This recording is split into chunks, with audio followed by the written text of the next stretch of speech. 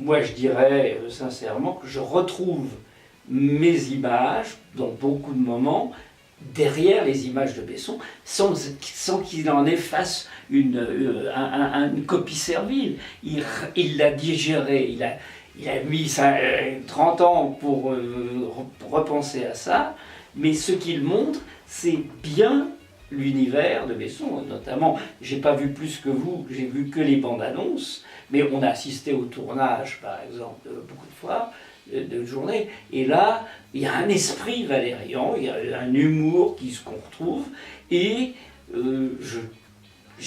j'attends de voir. Il faut voir la formule finale pour se rendre compte. C'est un petit lecteur de 12 ans qui est devenu un metteur en scène connu et qui a dit « Eh merde, j'ai envie de faire un Valérian ».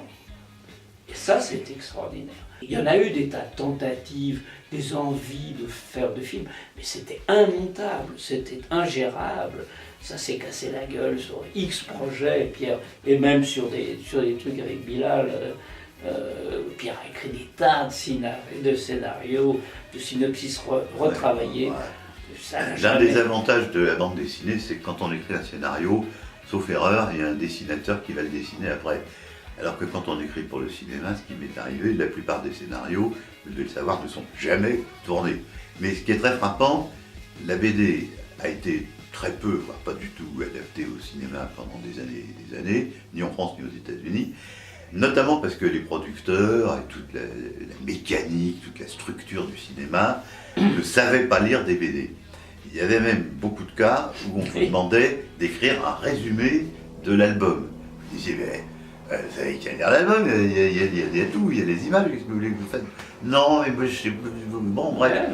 Et puis il y a une nouvelle génération qui est arrivée au pouvoir dans le cinéma, et qui évidemment a été imbibée de BD, qui savait évidemment très bien lire des BD, et qui sont aussi capables de la lire, déjà de la voir, comme Luc Besson, projetée au cinéma. Alors qu'avant, beaucoup de producteurs, ce qui me stupéfiait, disaient « je vois pas ». Je dis « ah bah là, écoute, je sais pas te le dire ». Il faut lire le texte d'abord, il faut regarder les images. Ouais. Donc ça explique qu'il y ait beaucoup plus de BD adaptés, soit des comics américains, soit de BD françaises. Ce qui ne veut pas dire d'ailleurs que pour une BD, ça soit à mes yeux une promotion d'être adapté pour le cinéma. Il y a plein de BD qui ne sont pas adaptables et qui ne seront jamais adaptés, et qui sont des BD magnifiques. On dit toujours que la BD et le cinéma, ça se ressemble. C'est absolument faux. C'est pas le même déroulement du temps, c'est pas les mêmes dialogues. En BD, c'est des dialogues écrits, c'est dans des bulles. Là, c'est des trucs à écrire pour des acteurs. Donc même quand j'ai adapté ou travaillé sur des adaptations de mon propre travail en BD, vous êtes de fait obligé de réécrire les dialogues. Parce que les dialogues de la BD, donner ça à un comédien,